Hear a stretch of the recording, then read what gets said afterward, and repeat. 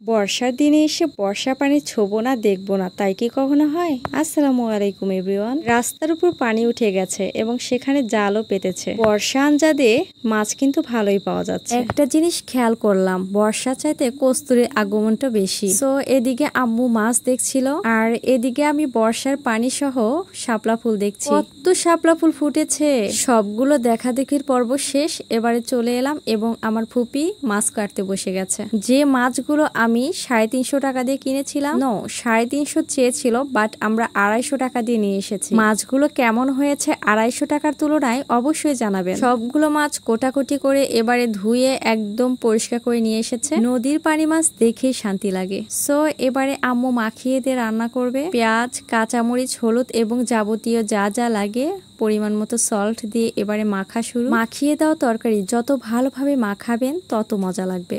মাছের সাথে দিবে ধুন্দল। এবারে ধুন্দল মাছ সহ সবগুলো উপকরণ হাতের সাহায্যে খুব সুন্দর করে মাখিয়ে নিচ্ছে আম্মু। আমার আম্মুর মাখানো দেখেই খাইতে ইচ্ছা হয়েছিল, মনে হচ্ছিল একদম কাঁচাটাই খেয়ে ফেলি। আম্মু কিন্তু প্রথম অ্যাড করেছিল বড় মাছগুলো এবং এখন অ্যাড করছে তার বাকি অংশ ছোটগুলো। সো এভাবে মাখালে বলে খুবই মজা হয়। আসলে সত্যি অনেক মজা হয়েছিল তরকারিটা। আর এই পর্যায়ে পানিটা দিয়ে দিল। পানি কিন্তু বেশি দেয়নি।